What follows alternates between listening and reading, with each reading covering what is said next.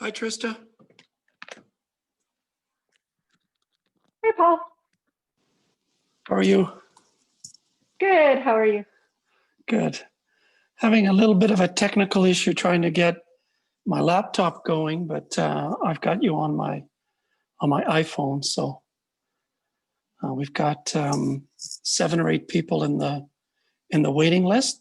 So we're in the waiting room. And so in a few minutes, I'll just activate them, and then I'll introduce you, and then let you proceed with your webinar. Okay. I'm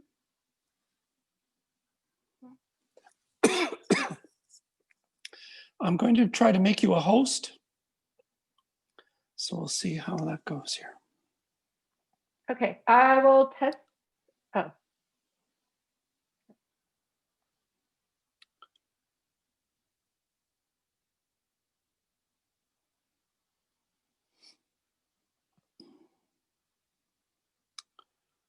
Okay, hold on.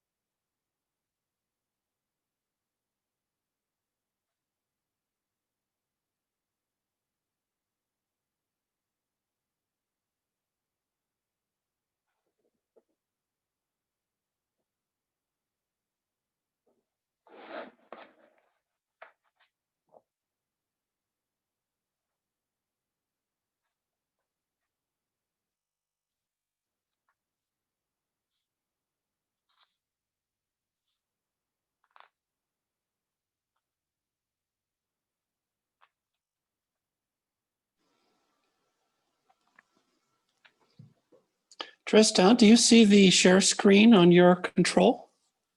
Do you have that? It has disabled participant screen sharing. Oh.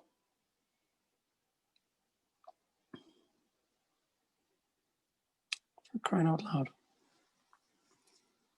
Okay, let's see if this will.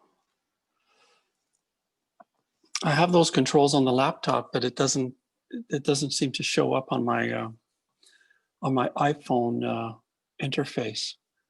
So let's see if we can get the laptop to work.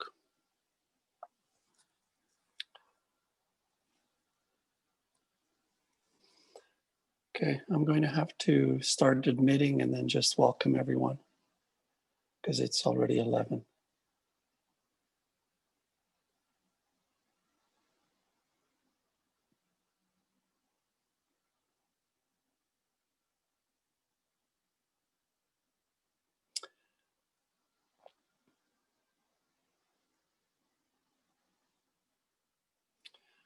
Good morning, everyone.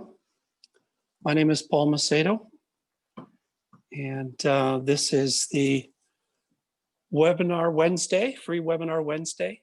We're going to get started here pretty soon. I'm just allowing people to come in from the waiting room.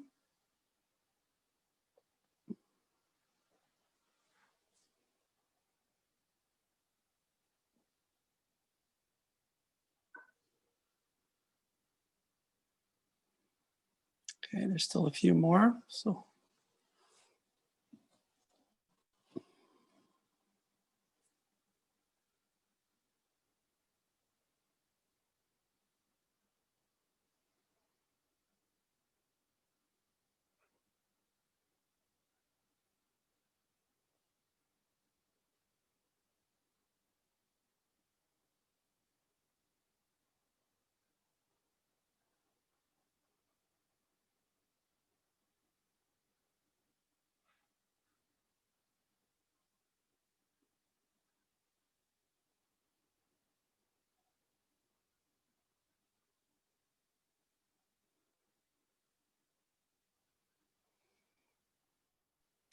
okay, good morning, everyone, or good afternoon, depending on where you're located.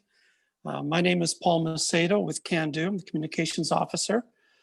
And today we have a session that's going to be hosted by Trista Pewapisconias from Co-operatives First. Trista is going to be talking about partnerships and how the cooperatives model lends itself to developing partnerships. I'll start off by saying that one of the key partnerships that I can talk about is the one that we have with Cooperatives First. So we're really proud of the working relationship that we've had over several years, and we hope to carry that forward. So this webinar is part of our continuing weekly effort to provide EDOs with valuable information that they can use to impact economic development in their communities. By providing these tools, we hope to enable EDOs to then be able to meet the various needs of individuals and businesses in their own communities.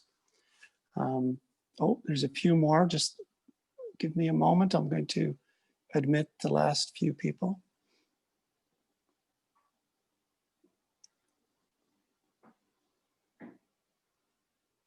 Okay, Trista, it's all yours. Thank you, Paul. And thank you to Kando for inviting me out to speak today. And I'm thankful to be here. My name is Trista Pewapisconias. I'm from the Little Pine First Nation in Western Saskatchewan. But Cooperative First works throughout Western Canada in the 4 Western provinces to create awareness and to help communities create cooperatives. So I had a PowerPoint presentation, but unfortunately it's not really working right now. So I'll just be discussing the topic. So I'd like to start off with it's rethinking of how the cooperative model can be used. So the concept of working together and partnerships between communities and community members is not new. So there's historical evidence of working relationships with Indigenous communities within partner communities. But unfortunately, due to lack of awareness within communities and advisors, such as the legal profession, accountants, business consultants, the specifics of setting up cooperatives is quite limited. So we were created to help bridge the gap of co-op creation. So throughout my work with Cooperatives First, one of the questions I get asked regularly is, will this work as a co-op? And so the basis of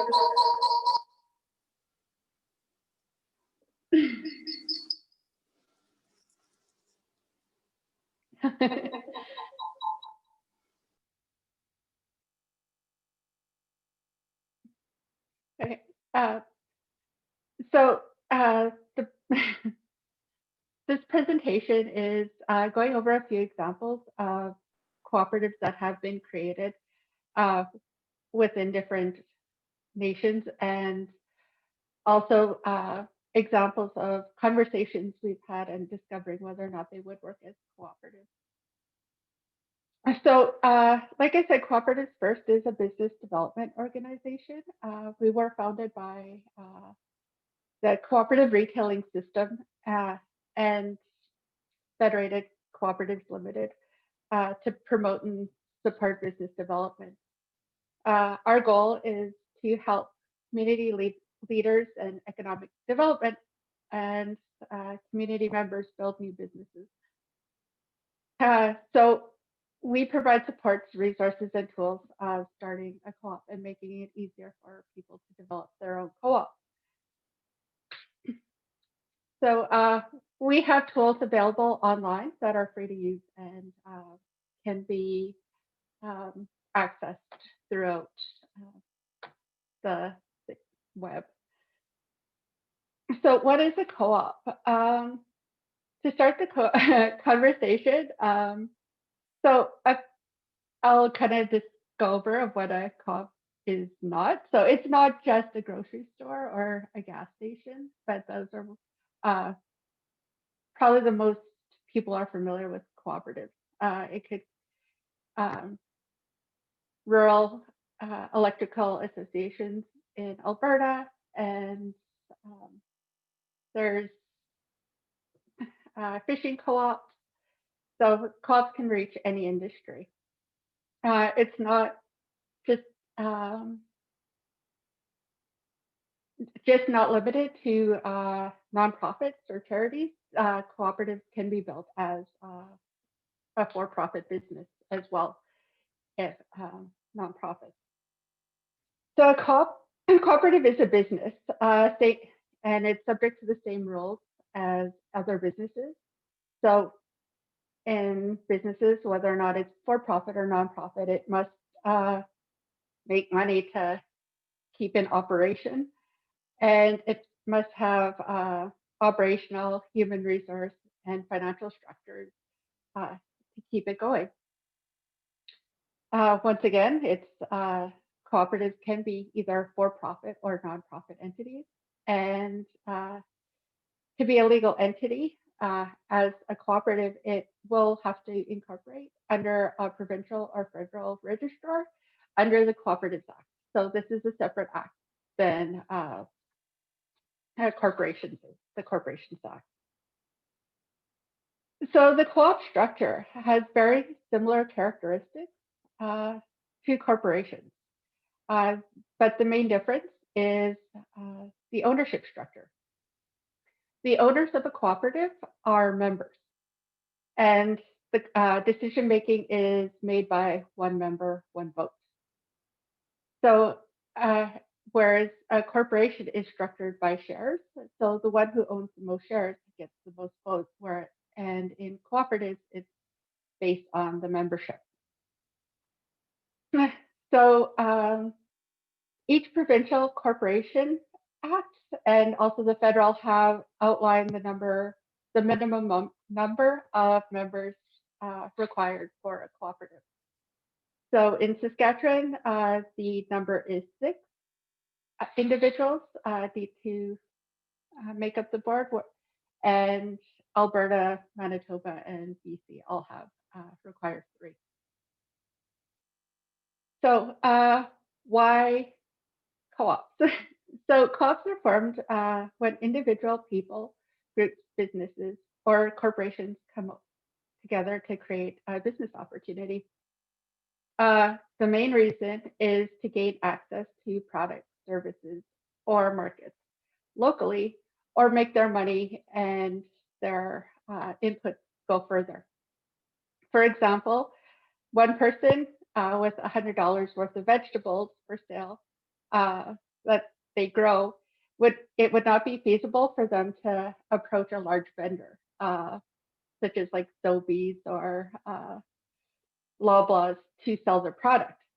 But for a group finding, say, 24 other small producers with $100 worth of vegetables could create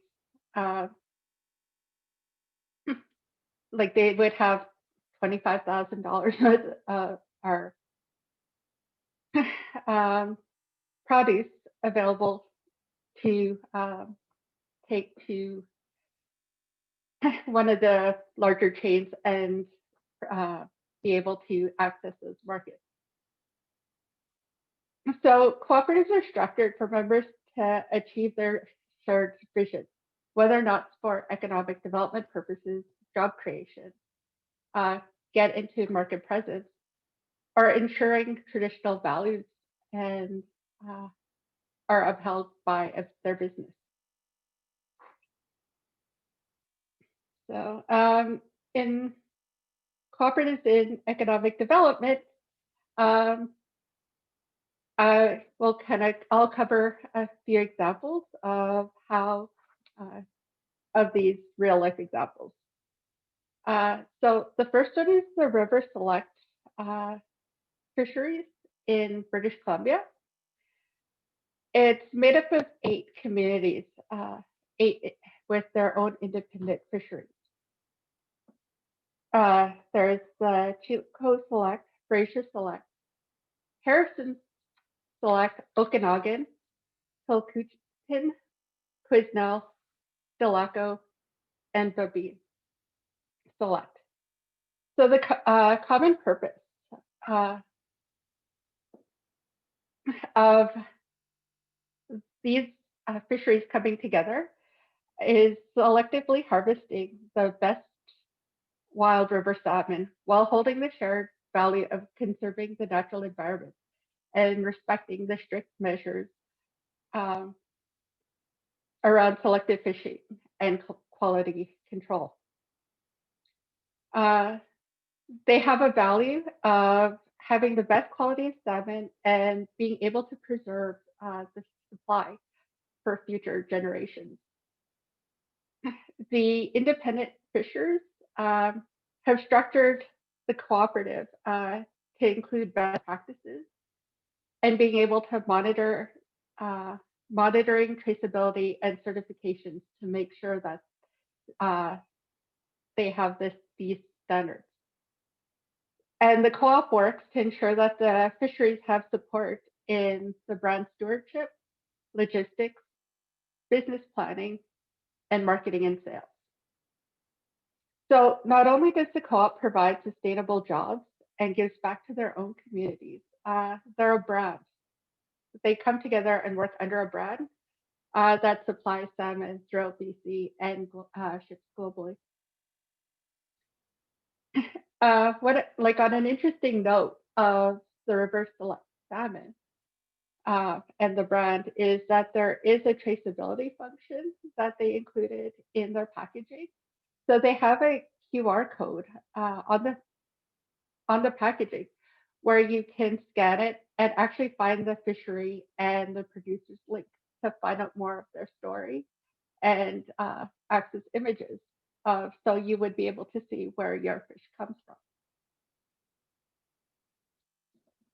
The next example I have is the Indigenous Technical Services Co-op.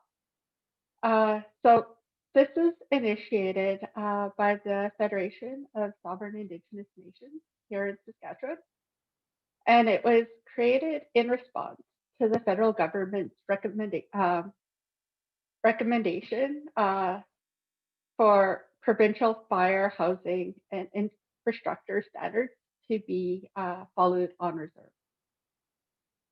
So the Indigenous Technical Services has 14 members that consist of tribal councils and First Nations.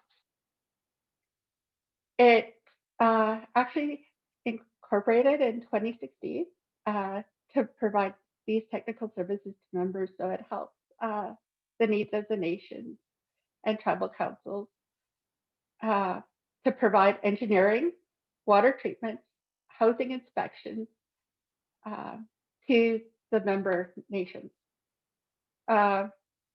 Members of the co-op, including like the tribal council and the First Nations themselves, each one holding a single vote. So whether or not the First Nation has 300 members or 3,000 members, each nation only has one vote. So then they would all have a voice in how the services would be delivered. It plays an essential role in making sure that, yes, all the decision making is equal, and the decisions also include hiring and training First Nation members in some of their projects.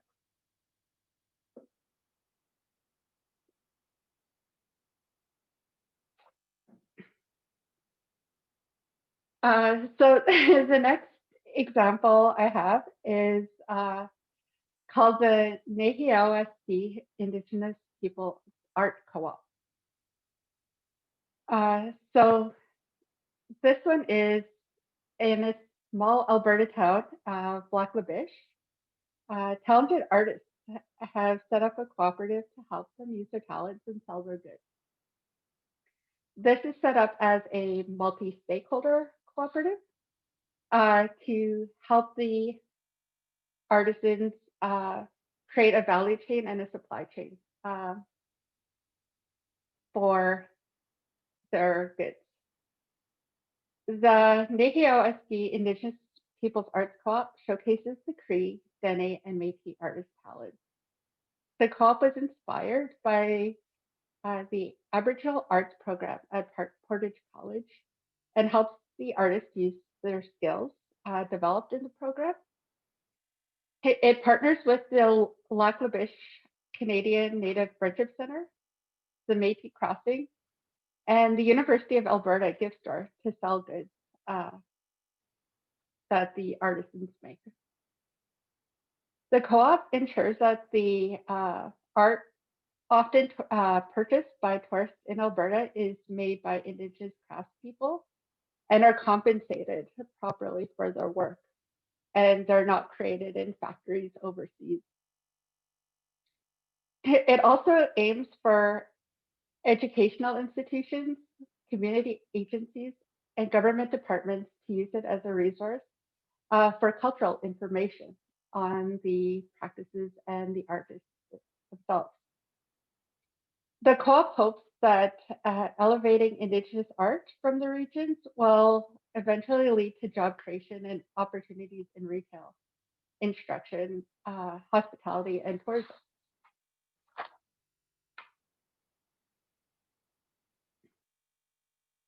Okay, so those are the three examples.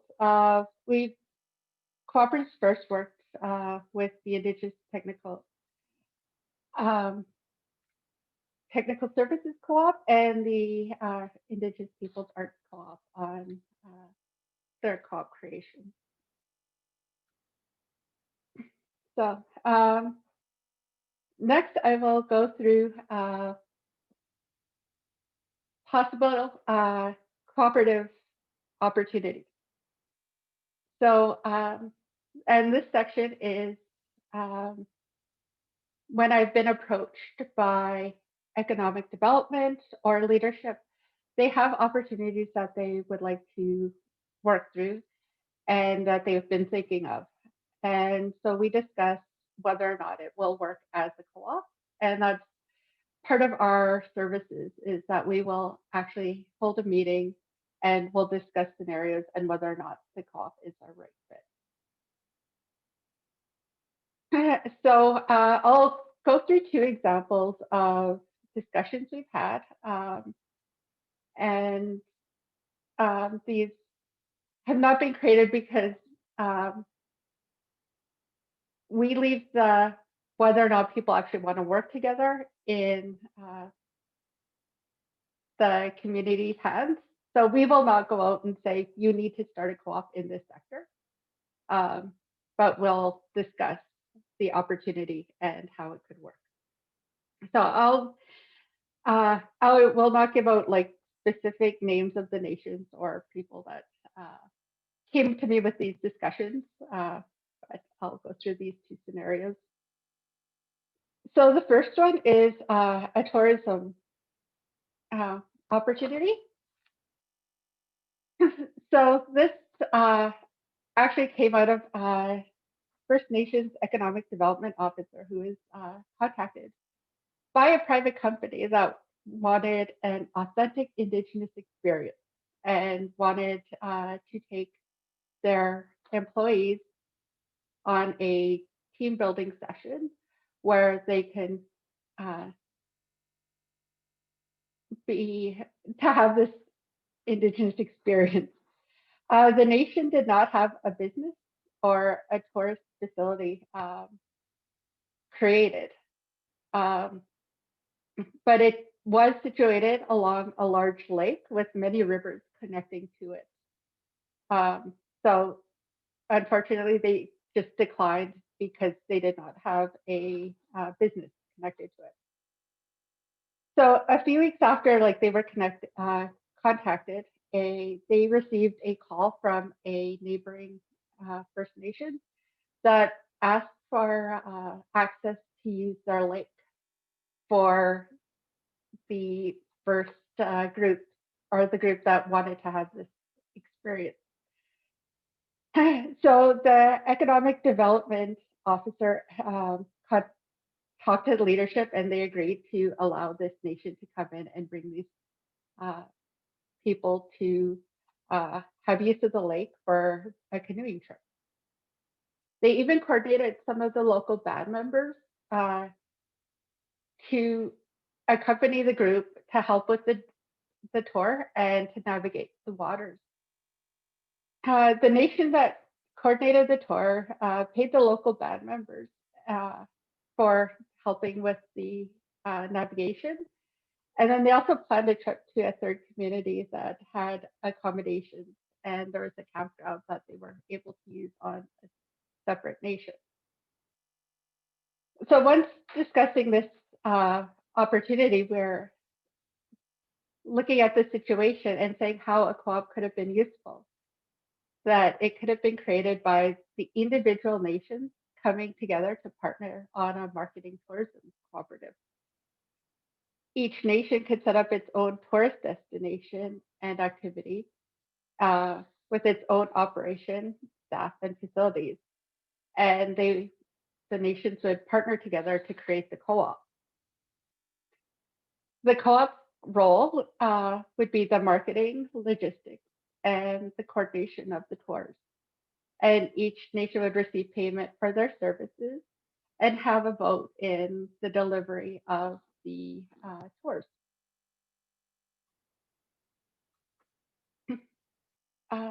So the next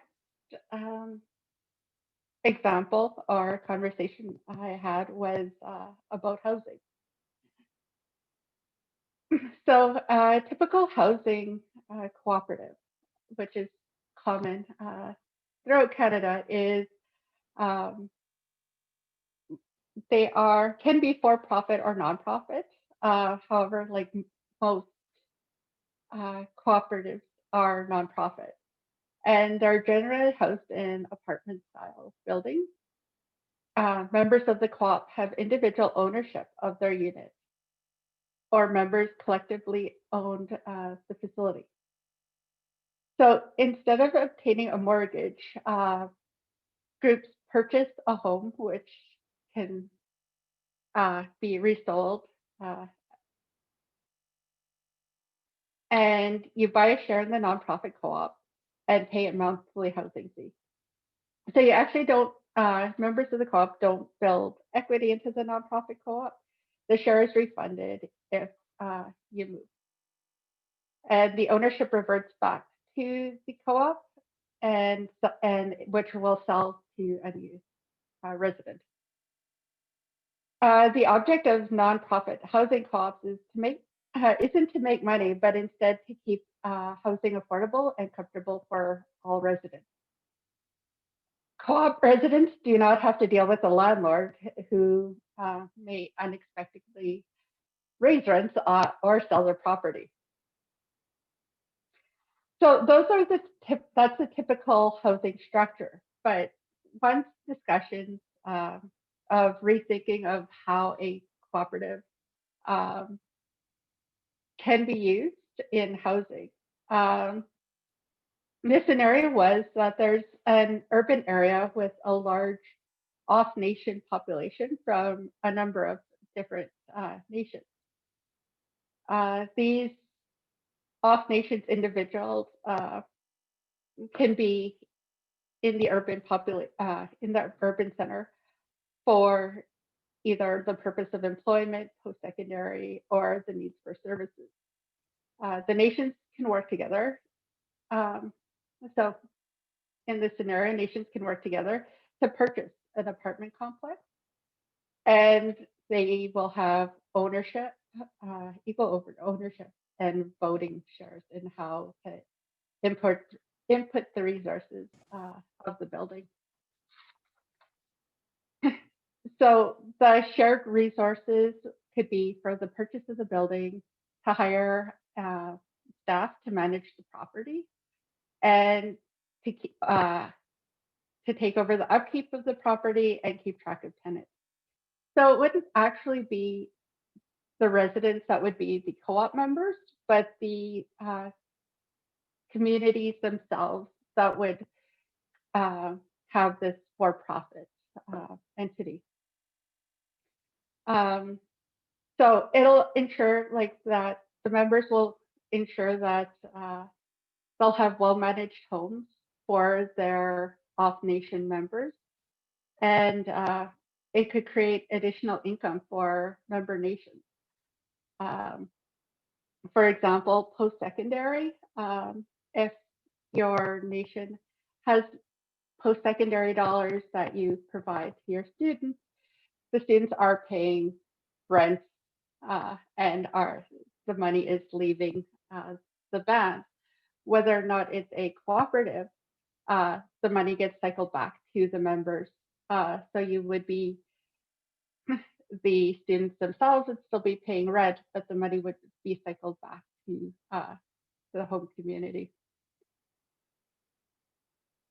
And another version of the housing, instead of keeping it for like post-secondary or off-nation residents, is hospice opportunity for giving short-term housing priority for medical reasons.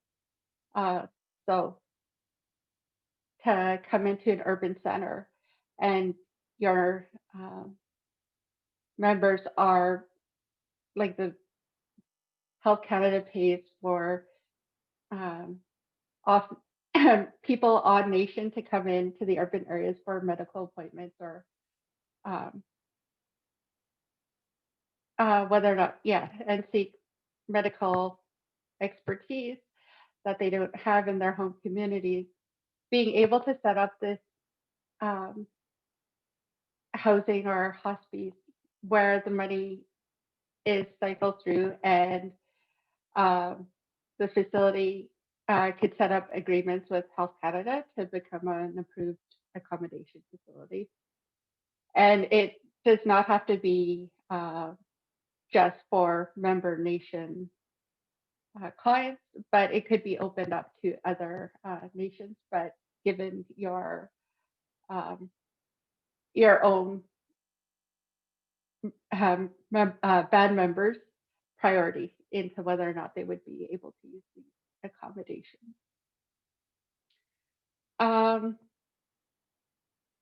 So those are my two examples of kind of scenarios that conversations that we've had with groups that are looking for whether or not their situation would be considered and how it could possibly work as a cooperative. And we at Cooperatives First welcome any type of conversation. So you can reach out to Cooperatives First or myself. I can be reached at Trista at cooperativesfirst.com. And we could set up a call, kind of go through requirements of what it is to set up a what is required, what the needs are, and just discuss the different scenarios. And we actually have a lot of support for groups that are looking to start. We have incorporation support. And we also have governance courses and tools. So we have a governance course that you can take, and it's about sitting on a board of a cooperative and some of the challenges and possible solutions of setting those up. We work with groups on their incorporation documents. We can set up bylaw support. So whether or not an existing cooperative or an emerging cooperative needs to set up the rules and guidelines, and we ensure that anything that we set up is covered by under the the Cooperative Corporations Act within the province or the federal legislation. We have a support website called the co-operative.com, where we have all of our tools and resources accessible. And we also have business support. So for groups that qualify, we match them up with a business consultant to work on whether or not the co-op requires a business plan or feasibility study. And there's actually no charge for groups that qualify. And we hire business consultants to work with the group for these projects.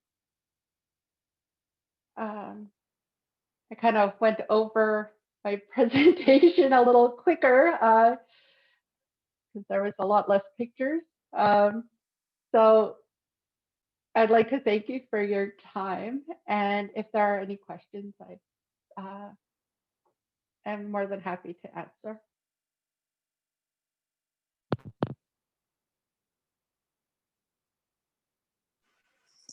Thanks, Trista.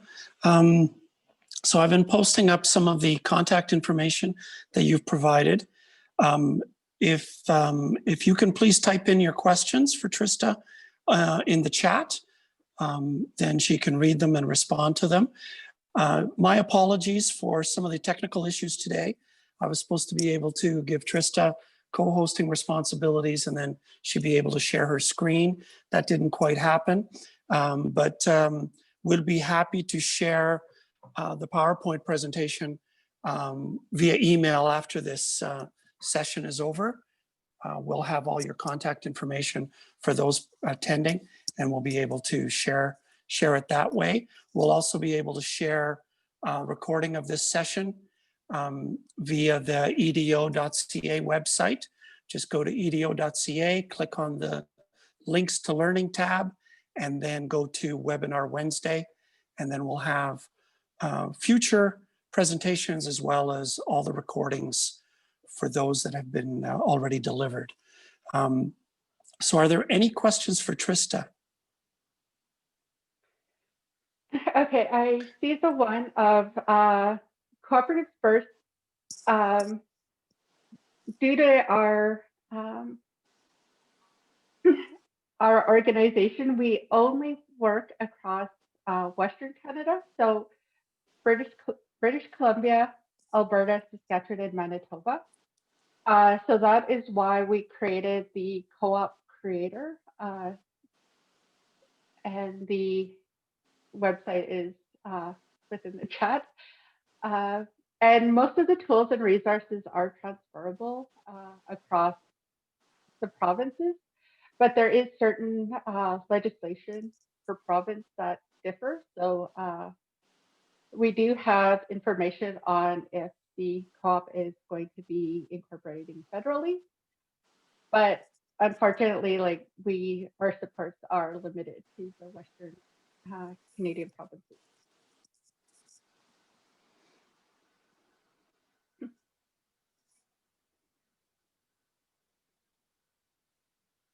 Okay, so services that are most valuable to our clients.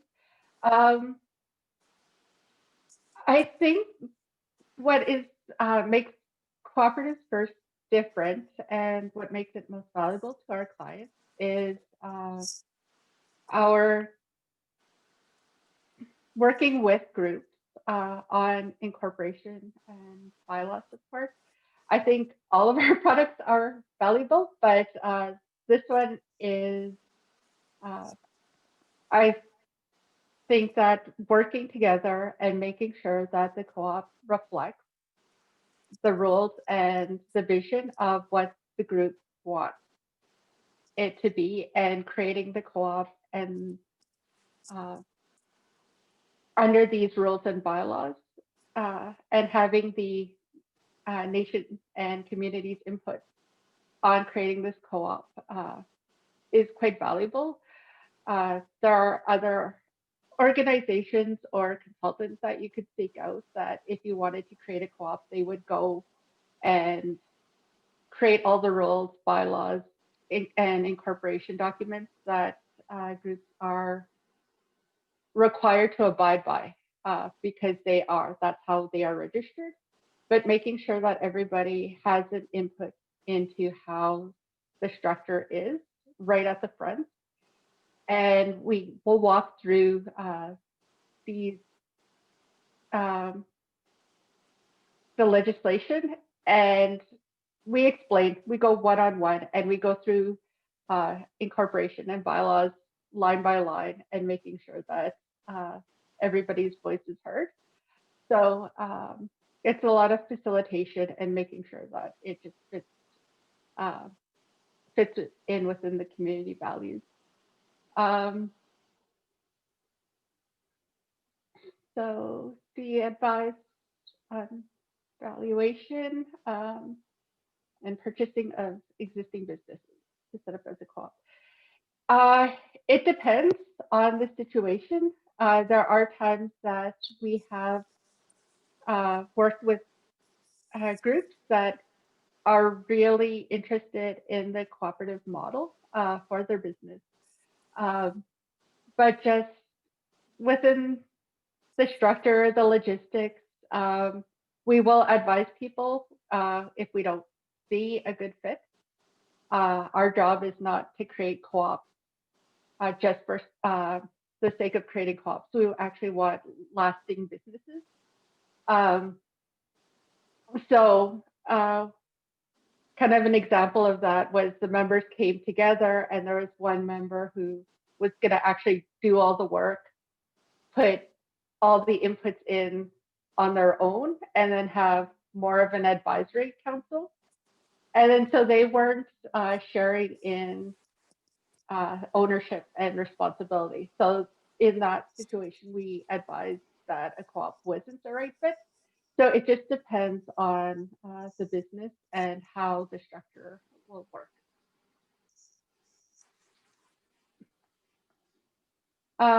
So for co-ops with members in different amounts of share capital, it's still one member, one vote. Yes, it is.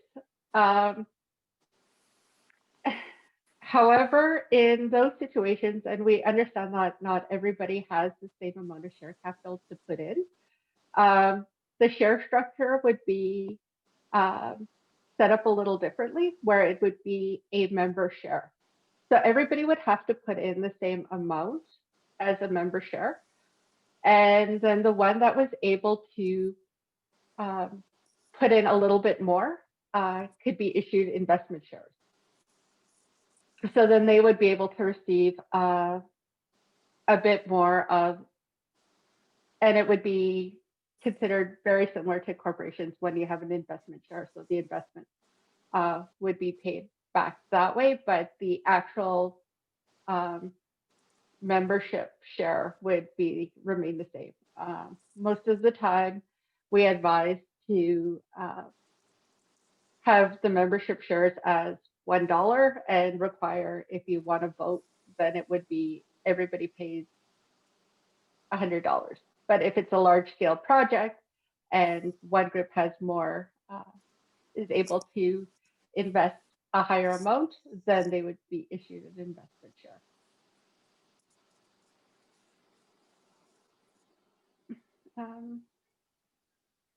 So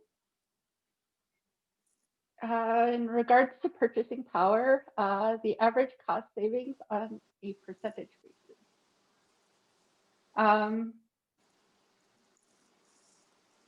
It is difficult to say. It depends on the business itself. One non-Indigenous cooperative, but it is a cooperative, kind of like the example I used earlier with the producers co-op and producers using and taking their produce to larger businesses. So this is called the Red Hat Cooperative in Southern Alberta, and it's made out of 50 farms. So they are able to take their produce to the cooperative, and the cooperative is able to handle the marketing, quality control, sales, and all of those functions away from the producers. So the producers would only have to focus on growing and taking care of their crops. So it wouldn't be an exact percentage savings, but actually the time it takes to get your for sales is the savings that they're achieving, and then being able to have a secured seller of their product.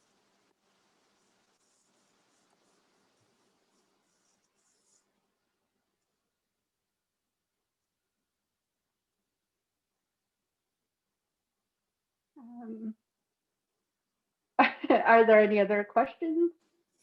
You did such a great job. You've answered everybody's questions. Oh.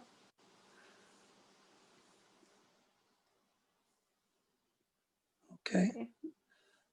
So thank you again, Trista. Appreciate sharing your knowledge with us. Again, we'll be happy to share the PowerPoint presentation that wasn't able to be delivered live and in person, but we'll be able to do that later. Thank you all for joining us. Please stay safe, and please check back with our Links to Learning series for upcoming sessions designed to provide training for you as an EDO to help you do a much better job in your community and create impact. So thank you again, Trista. Take care, everybody. Thanks. This ends our session today.